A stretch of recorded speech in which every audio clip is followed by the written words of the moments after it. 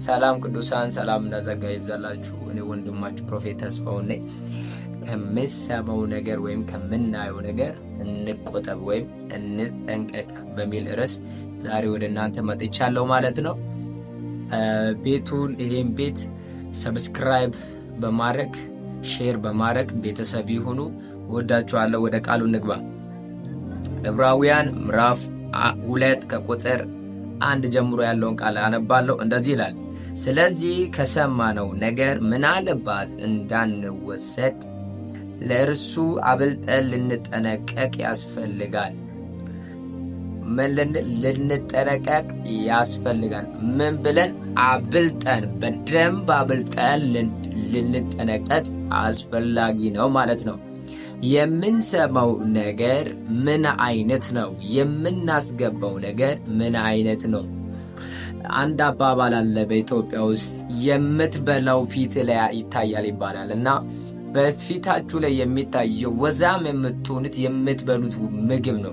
አቤት እሱ እኮ ኑሮ ተመችቶት ነው፣ አቤት እሱ እኮ እንደዚህ ነው ብለን የምናወራው ምንድን ነው? በምን ምክንያት ነው ካላችሁ፣ ይሄን ነገር የምናወራው በአንድና በአንድ ምክንያት ነው።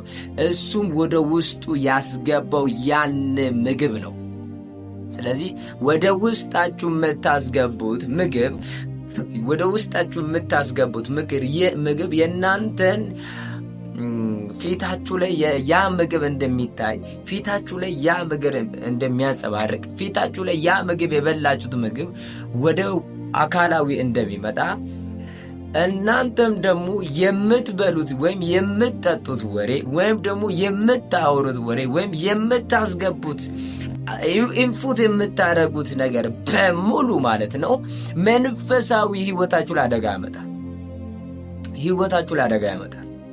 ብዙ ሰዎችን ሄዳችሁ ስትጠይቁ ከትዳር በምን ምክንያት ተፋታ ብለህ ብትጠይቀው የሚነግር አንድ ነገር ነው።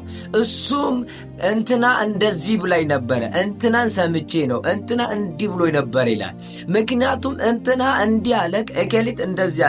ምንድነው የሰማኸው? አንተ ስለሆንክ፣ ያዳመሽው አንቺ ስለሆንሽ ያ ነገር ነው አንቺን የገደለሽ። እሷ ወረኛው ይናገር፣ ሐሜተኛው ያማ፣ ስላንቺ የሚናገረው ይናገር። ነገር ግን ወደ ውስጣችሁ አስገብታችሁ እናንተ ናችሁ ያበላሻችሁት። ትዳራችሁ ሊበላሽ ማይችል ነበረ። ነገር ግን ትዳራችሁ የፈረሱት እናንተ በሰማችሁት ወሬ ነው። እናንተ በሰማችሁት ወሬ ነው የተበላሸው። መጽሐፉም ሲናገር ምንድን ያለው? ከምንሰሙት ነገር አለ ተጠንቀቁ እያለን ያለው። የምንሰማው ነገር አለ የሚመጣውን ዓለማችን ይገነባዋል አለ። የምንሰማው ነገር አለ የሚመጣው ህይወትን ይወስናል አለ። የምናስገባው ነገር ማለት ነው ወደ ውስጣችን የምናስገባው በትዳራችን ተጽዕኖ ያመጣል። ወደ ውስጥ የምናስገባው ነገር ወደ ውጪ ሲወጣ ያ ቃል ራሱን የሚወጣው አንድ ልጅ ተወለደ።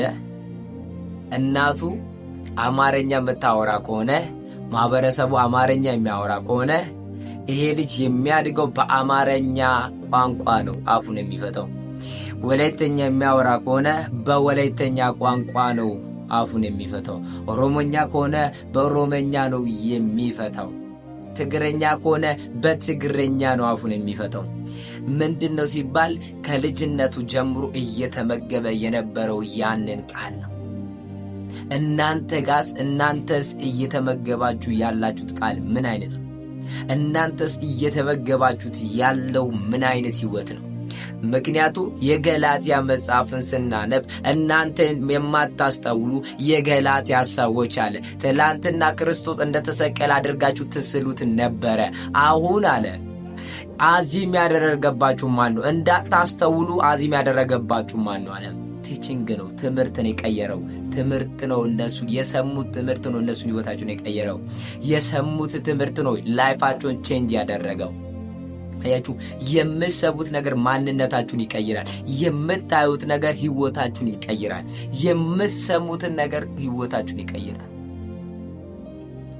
ስለ ኢየሱስ ስለሰማን ነው እኛም ወደ መንፈሳዊ ህይወት የመጣ ነው። ጌታን ተቀበል ነው። አያችሁ፣ መልካም ወሬ ወደ መልካም መንገድም ይመራል። ከክፉ ወሬ መጠንቀቅ አስፈላጊ ነው። ከሲኦል ነው እሳትን አምጥቶ እያጎረሱ ያለው ወሬ። ከሲኦል ነው እያመጡ እናንተን እያበሏችሁ ያለው። ስለዚህ ተጠንቀቁ። ከምትሰሙት ነገር መጠንቀቅ አስፈላጊ ነው። ተጠንቀቁ። የምትሰሙት የምታስገቡት ነገር መልካም ነገር ላይሆን ይችላል። የምታደርጉት የምታሳዩት አክሽን ሊሆን ይችላል። ሰው ከናንተ ምን ይማራል? ምን ይቀበላል? ዋናው ነገር አያችሁ፣ ወደ ውስጥ ያስገባችሁ ነው ወደ ውጭ ወጥቶ ሰውንም የሚረብሸው። ወደ ውስጥ ያስገባችሁ ያ ንግግር ነው እናንተ ወደ ውጭ ስታስወጡ ያ ንግግር የምትናገሩት። አንድ ሰው ቤት አባትየው ሁሉ ጊዜ ልጁን የሚረግም ከሆነ፣ ሁሉ ጊዜ አባት ልጁን የሚቃወም ከሆነ፣ አንተ እንደዚህ ሁን፣ አንተ እንደዚህ ነው፣ አንተ እንዲህ ነህ፣ አንተ እንዲህ ነህ እያለ ያሳደገው ልጅ ይሄ ልጅ ነገ አድጎ ልጄ እግዚአብሔር ይባርክ እንደዚህ ሁን እያለ አይደለም ይባርክ። የሚባርክ አንድ ነገር ነው። ይንቀል፣ ሙት፣ እንዲሁን እያለ በእርግማን ነው የሚጨርስ። ምክንያቱም እሱ ወደ ውስጥ ያስገባው እርግማን ነው። ከልጅነቱ ጀምሮ እየበላ ያደገው እርግማንን ነው። ከልጅነቱ ጀምሮ እየጠጣ ያደገው እርግማንን ነው። ለዛ ነው ከምትበሉት ነገር ተጠንቀቁ፣ ከምትሰሙትም ነገር ተጠንቀቁ ምላችሁ። ከተጠነቀቃችሁ ላይፋችሁ ይባረካል። ከተጠነቀቃችሁ መንገዳችሁ ሁሉ የተሳካ ይሆናል። ከተጠነቀቃችሁ ግን መልካም በረከት ወደ ህይወታችሁ ይመጣል።